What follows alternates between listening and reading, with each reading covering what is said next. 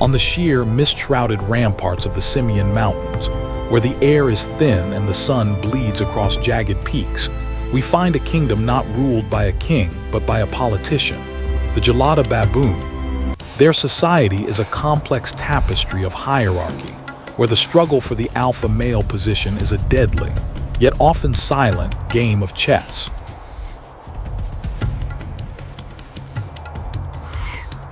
Meet Tarique, the reigning warlord.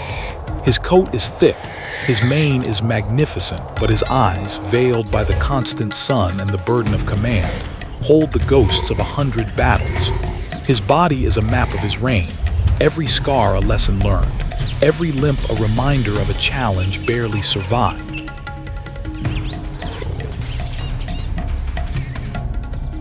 Tarique's power has long rested on one pillar, fear. He ruled through intimidating displays, a low, guttural roar that could silence 100 murmuring throats, and a willingness to unleash violent retribution at the slightest sign of dissent. But in the sophisticated court of the Gelada, this tyranny is a finite resource. Fear, as the ultimate ruler learns, is a poor substitute for loyalty.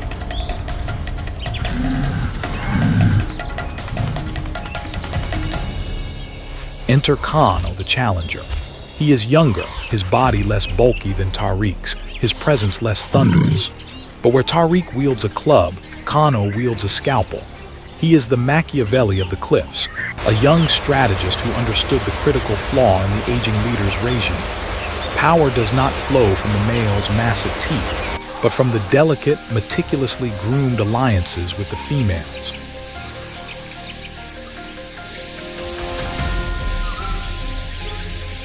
Cano's strategy is a silent coup d'etat, executed one patch of fur at a time. The female Geladas, the true engine of the troop, value stability, protection, and critically attentiveness. Cano spends his days in patient katas, the ritual of grooming. With practiced soothing fingers, he demonstrates care, patience, and a non-threatening demeanor. Each session is a political favor exchange, a commitment secured, a vote won. When a female accepts his grooming, she is, in essence, signing a pact. She is signaling to the rest of the troop that this young male is worthy of her trust.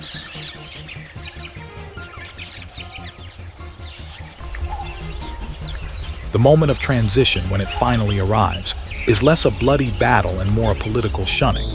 Tarique, attempting his usual loud displays of dominance, finds his audience has dwindled. The females, the anchors of the troop, turn their backs, a collective, devastating rejection. They withhold their allegiance, which cripples his ability to control the movements, feeding, and defense of the troop.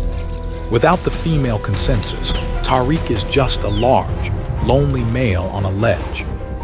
His tyrannical reign, built purely on brute force without the foundational bedrock of confidence, crumbles into the dust. The lesson is etched into the stone of the high peaks. Trust, in any society, is the most potent form of currency, and the support of the community is the true key to the throne.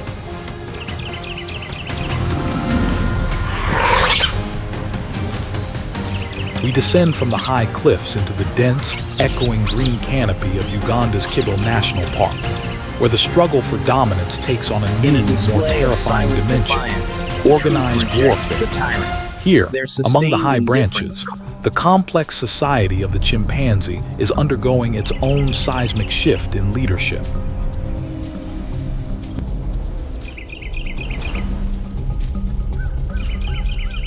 For a long time, the massive alpha, Koba, maintained order through sheer, terrifying aggression. His reign was a constant tremor of violence, where challenges were met with broken bones and subordinates existed in a state of perpetual anxiety. But in the intellectual crucible of the chimpanzee mind, an alternative form of leadership was being forged, one that favored calculation over carnage.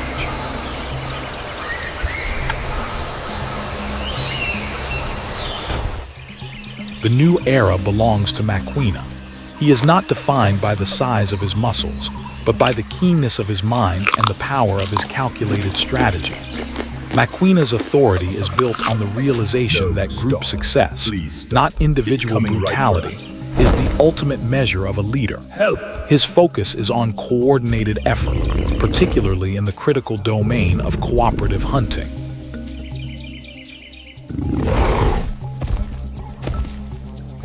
The daily life of the Kibale chimpanzees often revolves around the precise, deadly execution of a hunt for the red colobus monkey. This is not a chaotic chase. It is a marvel of tactical brilliance. Machiavellian directs the formation. A driver group pushes the prey into a specific pocket of branches. Blockers cut off escape routes, and the designated chasers move in for the kill.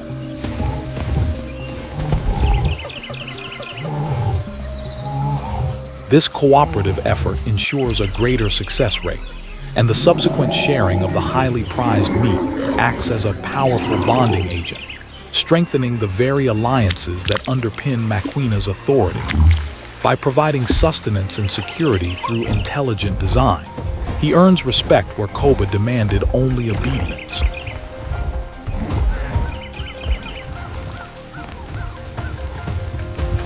Yet the boundaries of the Kibale territory are constantly simmering with tension. The chimpanzee domain is volatile, defined by deadly patrols along the perimeter. The narrative is often one of uneasy truths, where the presence of rival baboon troops tests Machiavellian's new authority. His ancient allies, the ones who once stood firmly behind Koba, now display hesitation. This indecision is the weakness that must be immediately addressed.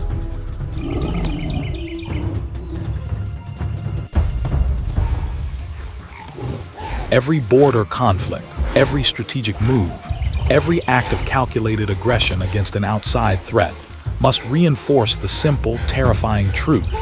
Machiavellian's rule, though less brutal on his own kind, is fiercely intelligent and infinitely more effective against their enemies. He has swapped brute force for military genius, forging a society where strategy, not simple rage, is the ultimate survival tool.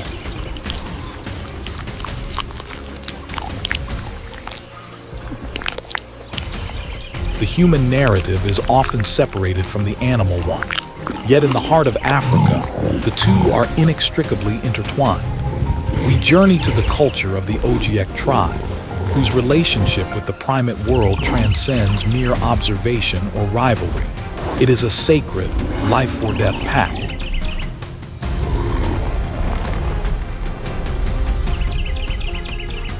For the Ogieek, the forest is their lifeline.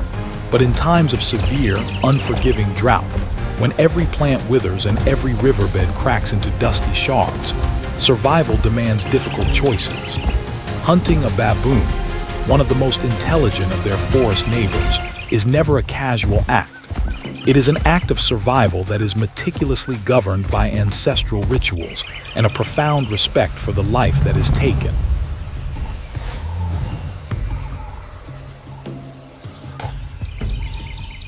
The hunt itself is not a sport. It is a prayer in motion. The Ogieek approach their primate quarry with a solemn recognition that they are taking a life, and therefore incurring a debt to the forest spirits. The meat is not simply viewed as protein.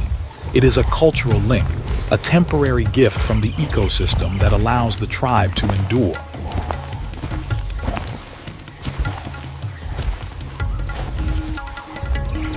The subsequent consumption is perhaps the most telling aspect of their philosophy.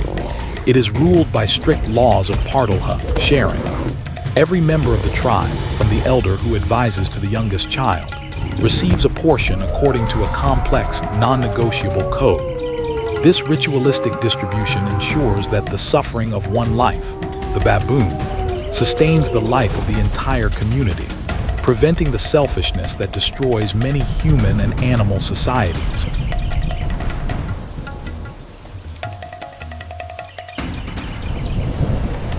By maintaining this equilibrium, this gratitude to the spirits and adherence to the laws of communal sharing, the Ogieek ensure they remain guardians and not simply predators of the forest, upholding the delicate balance between humanity and nature. They know that to take without respect is to court spiritual ruin. To share what is taken is to secure the tribe's enduring place in the cycle of life.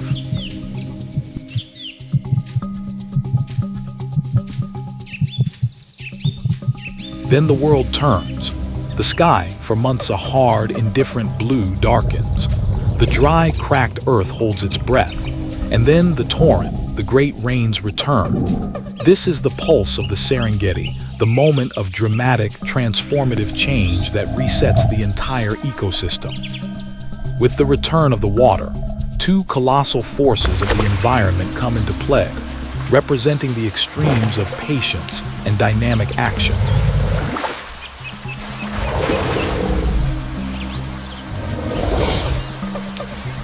Submerged and largely unseen in the newly swollen rivers is the Nile crocodile, the master of the long game. The croc is a silent, primordial specter that has endured the punishing dry season through a metabolic marvel, patience and voluntary fasting. It can slow its heart rate to just a few beats per minute, existing in a state of near-suspended animation, its ancient body requiring virtually nothing as it waits for the inevitable return of the migrating herds. When the rains arrive, the crocodile merely adjusts its depth, a piece of living driftwood awaiting its moment of explosive, terrifying ambush.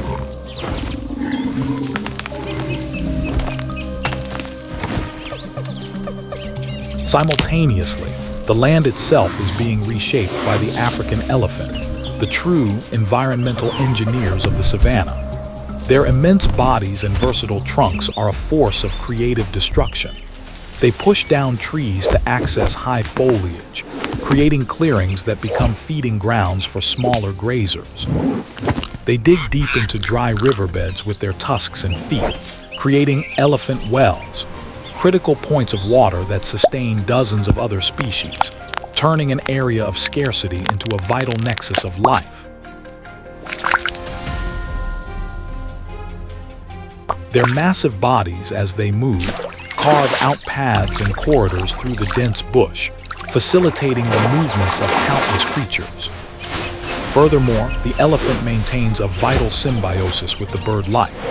As they move, certain avian species, like the oxpecker, diligently pick parasites from the thick, wrinkled hide, acting as a living, feathered cleaning crew. The arrival of the rain is not just a geological event. It is the signal for the elephant to begin its grand work of sculpting the landscape for the benefit of all.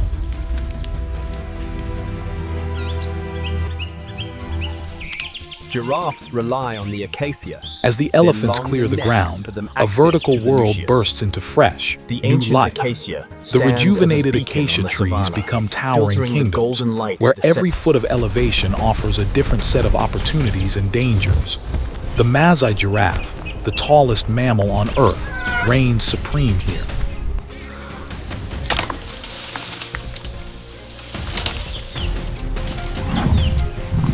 The giraffe is not merely an inhabitant, it is a living landscape artist. By preferentially feeding on the high leaves, its unique dietary habits prune the canopies, shaping the very architecture of the savanna woodlands. More critically, the giraffe acts as a vivid, mobile watchtower. Its immense height allows it to survey the distant horizon, spotting the subtle movement of a predator long before any ground-level animal can. Its sudden, stiff-legged bolt is a clear, unmistakable alarm for all other species in its vicinity.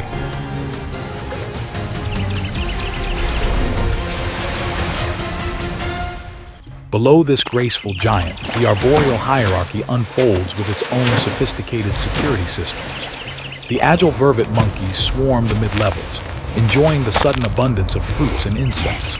They survive through sheer speed and a remarkably complex communication system. They possess sophisticated alarm calls, distinct sonic warnings that differentiate between a terrestrial threat, a leopard, an aerial threat, an eagle, and a serpentine threat, a python.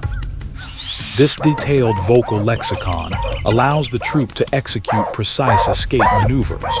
Up the tree for a leopard, down the tree for an eagle, and a careful scan of the ground for a snake.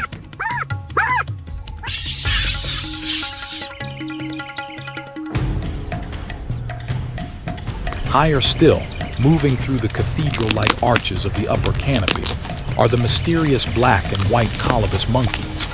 They live a life almost entirely divorced from the ground. Their physical reality is defined by the incredible strength and agility that allows them to make astounding, life-risking leaps between branches. They possess a highly complex, multi-chambered stomach, a biological adaptation that allows them to process and digest the highly fibrous, nutrient-poor leaves that are toxic to most other animals.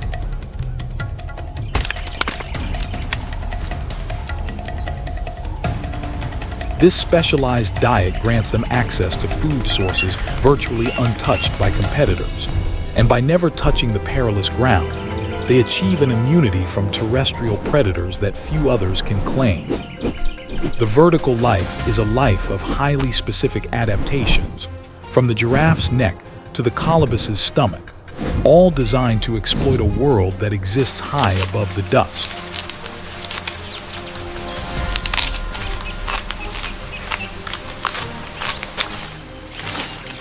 The season of abundance creates specialized opportunity for every layer of the ecosystem, from the low ground to the high sky. The resurgence of life requires constant maintenance, and on the ground, the black-backed jackal assumes its vital role as the faithful cleaner and partner of the savanna.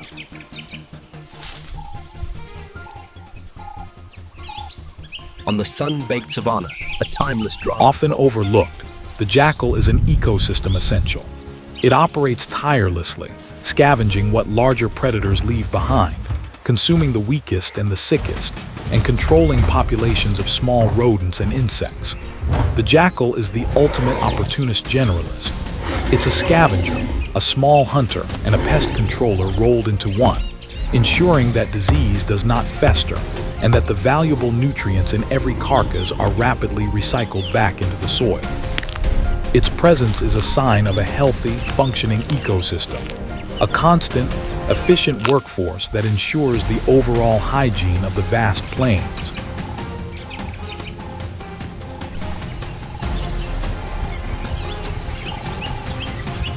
In sharp contrast to the humble, earthy work of the jackal, the sky above explodes with temporary, vibrant luxury. The lilac-breasted roller is the jewel of the African savanna, a bird that seems to be flying stained glass. The rain-induced flush of insects, the grasshoppers, the beetles, the termites, is the signal for the roller's spectacular display. It capitalizes on this temporary abundance with vibrant, acrobatic hunting flights that are a breathtaking show of color and speed.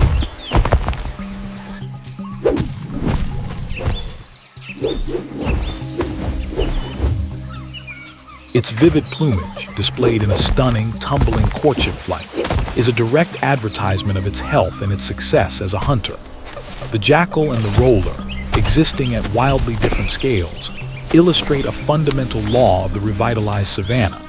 When the wealth of the season arrives, every creature, from the earthbound scavenger to the flamboyant aerial acrobat, possesses a specialized skill to capitalize on the moment.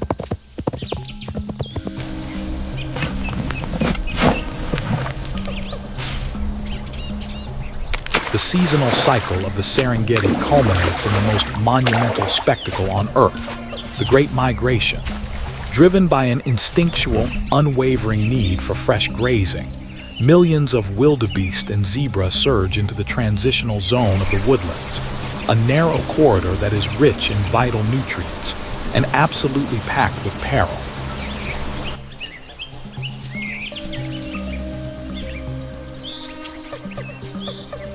The sheer scale of the migration is a crucible of survival. It is an act of collective gambling, a commitment to a route where a few will die so that the majority may live. The columns stretch for miles, a river of muscle and dust, moving with a singular purpose.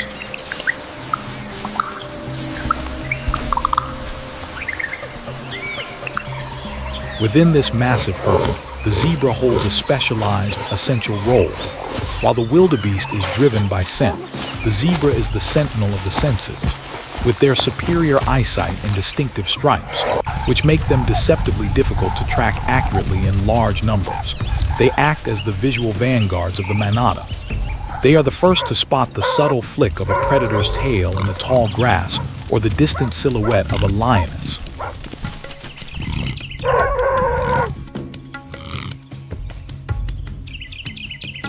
the ultimate test of the migration is the river crossing.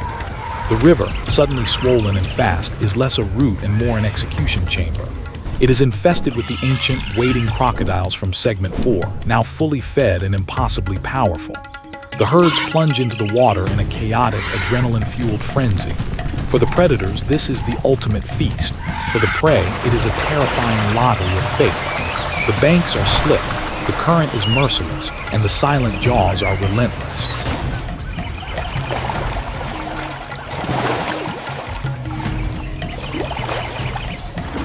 The truth of the migration is brutally simple.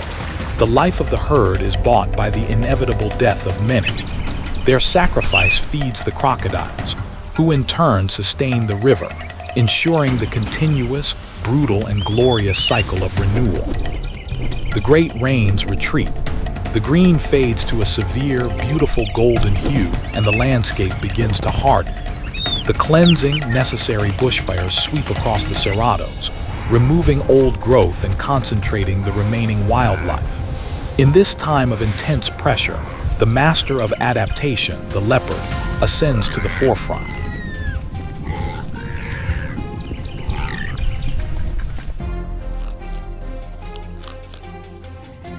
The leopard is the very definition of stealth perfected. It uses the harsh conditions to its distinct advantage.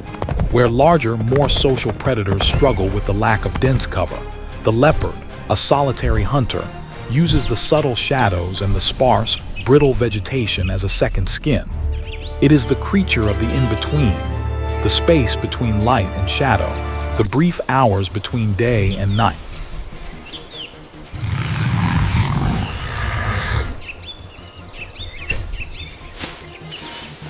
The scarcity of water amplifies the struggle for territory. Every remaining watering hole becomes a zone of high-stakes conflict, a source of constant tension. For the solitary leopard, and particularly for the females, the dry season intensifies the strategic need for successful hunting. Reproductive astuteness is paramount. A female must use her supreme tactical intelligence to hunt, feed, and secure her cubs in remote, hidden dens. She must master the art of the night ambush, utilizing the darkness to neutralize the speed and sight advantage of her prey. The dry season is a period of intense, solitary focus, where every move, from the selection of a path to the precise timing of an attack, must be flawless to ensure the continuity of her bloodline.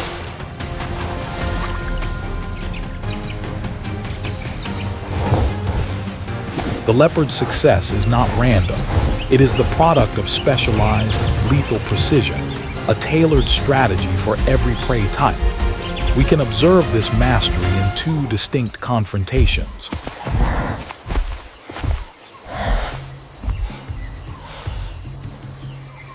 Against the impala. The impala is a creature of collective security, relying on its keen senses and the sheer number of the herd to detect danger. The leopard's tactic here is simple, yet devastating: silence.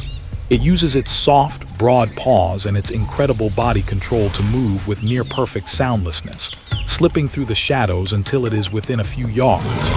By bypassing the visual and olfactory senses, the leopard shatters the collective alarm system of the herd. The impala is alerted only in the final, explosive moment of attack, when it is already too late.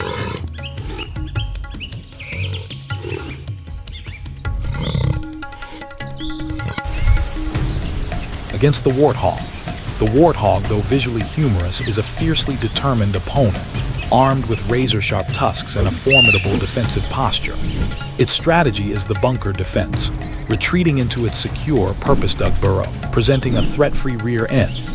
The leopard must use calculated confrontation. It often needs to draw the warthog out or employ sheer brute force, digging, snapping, and using its weight to execute a forceful extraction from the burrow. The victory is hard-won, a testament to raw, concentrated power.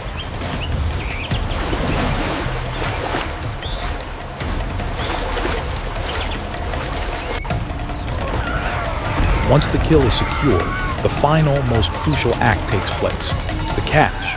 The leopard must use its astonishing brute strength to hoist the heavy carcass high into the branches of an acacia tree. This is not simply a display of power. It is a vital strategic defense of its sustenance. By lifting the meal out of reach, the leopard ensures that the scavengers of the ground, the opportunistic hyenas and the domineering lions, cannot steal the hard-won food. The tree cache ensures survival, protecting the leopard's energy investment and guaranteeing its ability to hunt again.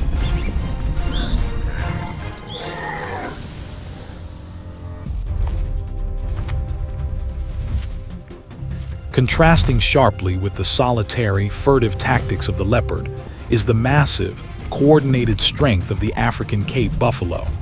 They are the quintessential image of collective, unified force, a manada that operates as a single, powerful organism.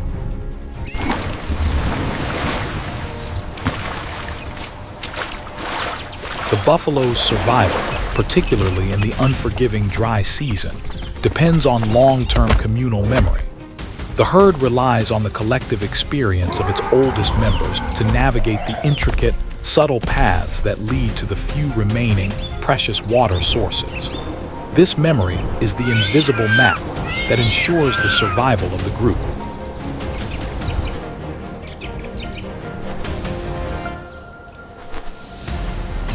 Facing predators, the buffalo is not flighty prey. It is a fortress on the move. Its defense is a masterclass in collective counterattack. When a predator, a lion pride for instance, targets a weak or young member, the response is immediate and terrifying.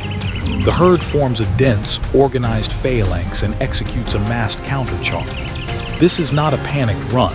It is a coordinated wave of immense weight, muscle, and deadly horns.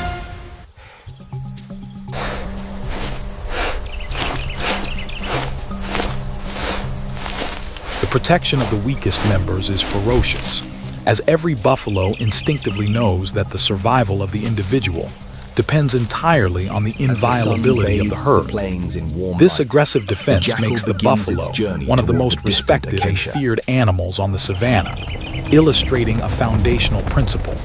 Unity and coordinated aggression can neutralize even the most powerful, specialized predators.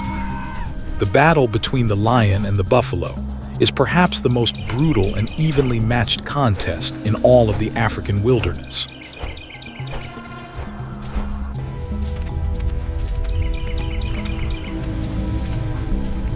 Survival in Africa is not just about size or collective numbers. It is about absolute specialization and sometimes sheer, audacious attitude. Two creatures embody this principle from radically different perspectives: the sky and the ground.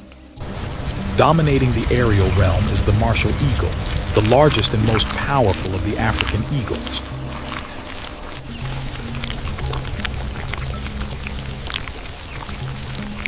Its hunting strategy relies not on speed, but on mastery of the elements.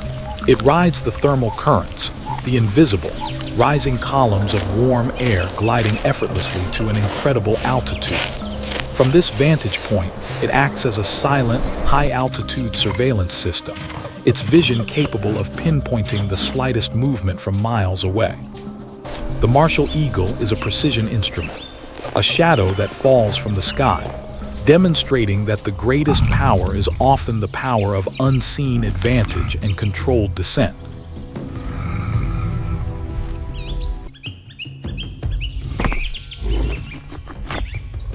On the ground, a creature of disproportionate legend exists, the radle, or honey badger. This animal is the epitome of attitude and biological adaptation.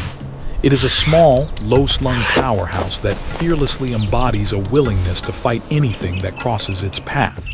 Its tenacity is legendary, allowing it to face down a leopard for a kill or withstand the attacks of a lion.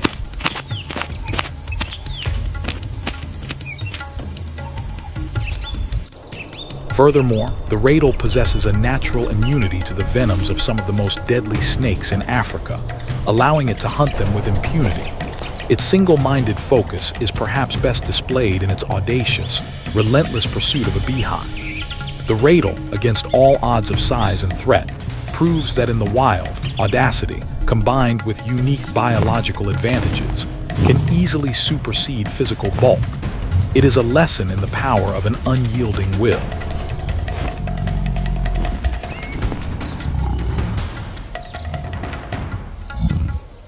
In the vast, open plains of the central savanna, the sheer volume of grazing animals dictates a complex, cooperative structure for survival, one that is both involuntary and mutually essential. The entire spectacle of the Great Migration is dependent on the unique symbiosis between the wildebeest and the zebra.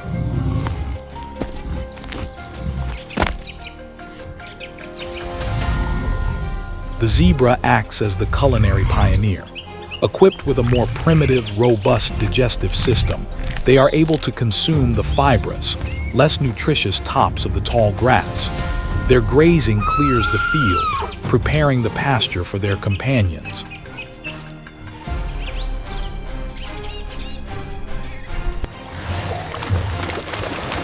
Following behind, the wildebeest possess a more refined digestive system that requires access to the high-quality nutrients of the new, young grass shoots. By letting the zebras clear the tough outer layers, the wildebeest are able to access the soft, vital nourishment they require. This is a perfect, unwitting cooperation. The two species exist in a state of mutual benefit simply by pursuing their own dietary needs.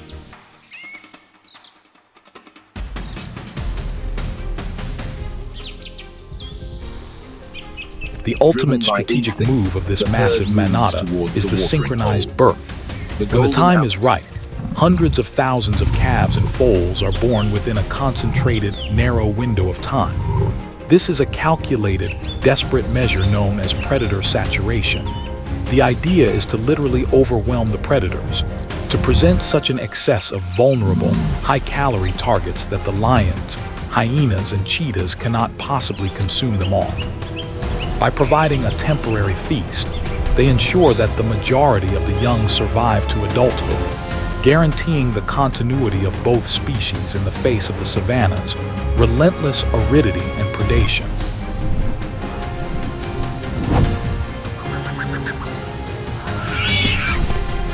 The Central Plains are the high-speed testing ground for two contrasting forms of lethal efficiency: the extreme agility of the Thomson's Gazelle and the social, calculating power of the lion.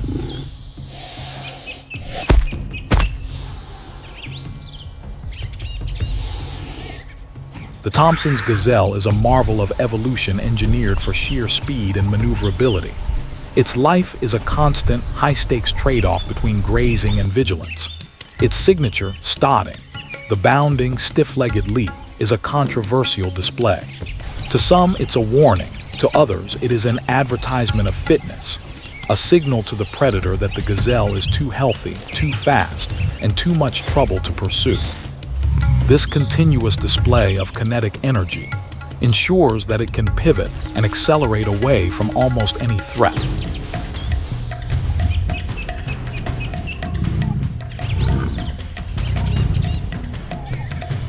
Standing in regal contrast is the lion, the social apex predator, the very royalty of the savanna. The lion's strength lies in its pride dynamic, a highly structured social system, while the majestic male fulfills the crucial role of protection and territorial assertion, his powerful roar and presence warding off rivals.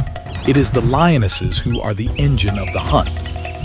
They employ a sophisticated cooperative hunting strategy, using the terrain, the shadows, and the slightest topographical feature to their advantage. They work in tandem. One group acts as the drivers, moving the prey toward another group that is hidden in ambush. The line between the light of the open plain and the darkness of the scrub is the frontier of fate, where the lioness uses intelligence and teamwork to neutralize the sheer, desperate speed of the gazelle.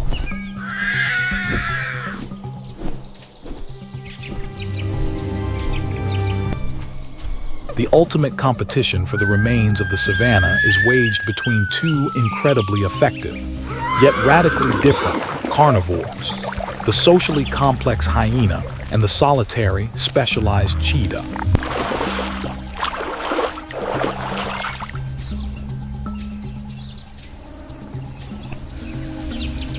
spotted hyena is a creature of deep misunderstanding.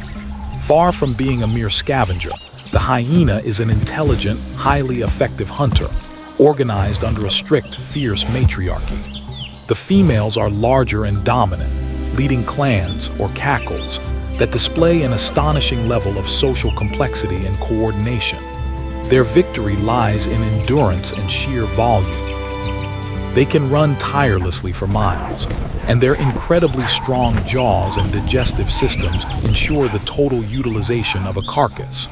They possess the intelligence to intimidate, the strength to fight, and the stamina to outlast almost any opponent.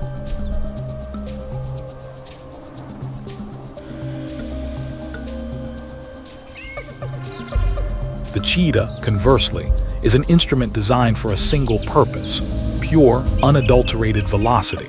It is the fastest animal on land, a biological machine whose specialization comes with a severe cost. The cheetah's body operates constantly on the thermal edge. Its high-risk hunting is an enormous energetic gamble. A successful sprint raises its body temperature to near-lethal levels, forcing it into a period of extreme vulnerability. It must recover rapidly, often losing its kill to the far more aggressive hyenas or lions. The cheetah, a delicate, specialized masterpiece of speed, exists on the razor's edge of survival, where every ounce of energy and every moment of rest is a high-stakes calculation.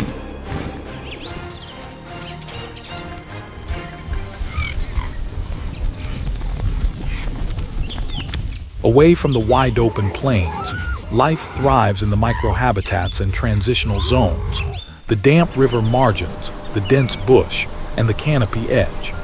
Here, the competition is less about speed and more about sensory adaptation and specialized patience.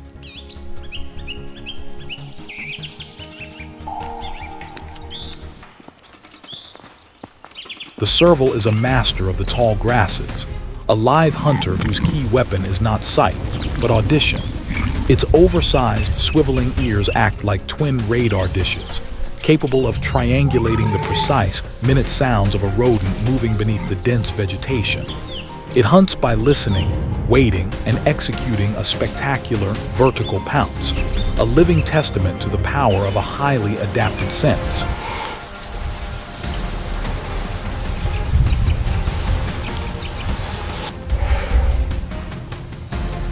In the thickets, the lesser kudu survives by being the master of invisibility. With its subtle markings and cryptic posture, it can blend seamlessly into the dense vegetation, relying on camouflage and stillness to avoid detection. Its strategy is simple: never be seen.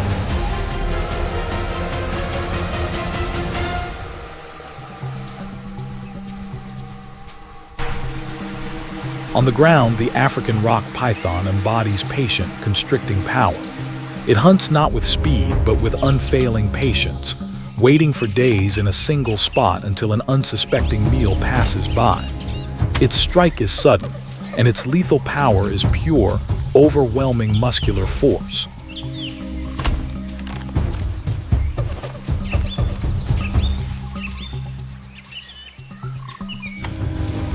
And high in the fruit-bearing trees, the fisher's Tarique, a bird of vibrant colors, carries out its crucial ecological duty. It feeds on the fruits of the forest, and in doing so, becomes a vital, unwitting seed disperser, ensuring the survival and growth of the very trees that house and feed the entire ecosystem.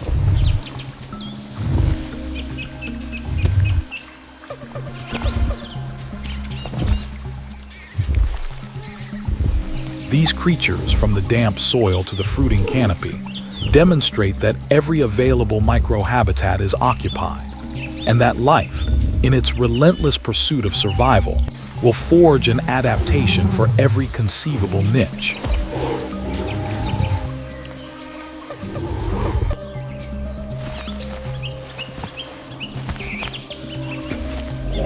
We have chronicled the epic struggles of the wild, a magnificent, complex engine of life honed over millennia. We have seen political genius, military strategy, breathtaking specialization, and the grand, brutal cycle of birth and death. But now, As we close this chronicle of the Serengeti, we must face the terrifying reality.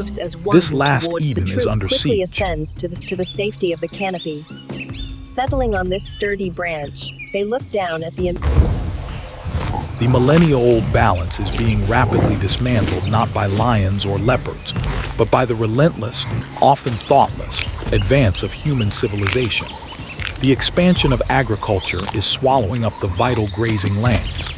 The construction of fences and infrastructure is blocking the sacred, ancestral migration routes, severing the very veins of the ecosystem, and disrupting the synchronized dance of life and death. The rivers, the lifeblood of the entire region, are drying up from drought and diversion, leaving the crocodiles stranded and the great herds thirsty. And the ever-present shadow of illegal poaching continues to silently remove the planet's most magnificent creatures. Copy that. The survival of this unparalleled wilderness now rests entirely on a conscious, dedicated human effort. It requires urgent, large-scale conservation initiatives, supported by global will. It demands the strategic use of technology of monitoring, drones, tracking collars, and satellite imagery, to serve as the final, conscious defense against the forces of destruction.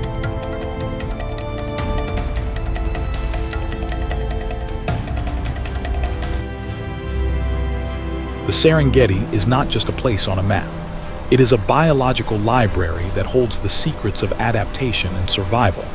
If it becomes just a historical memory, we lose not only the magnificence of the lion and the grace of the gazelle, but a critical, living lesson in resilience and balance. The time for passive appreciation is over. The survival of this Eden is a direct reflection of our own willingness to act as responsible custodians of the planet.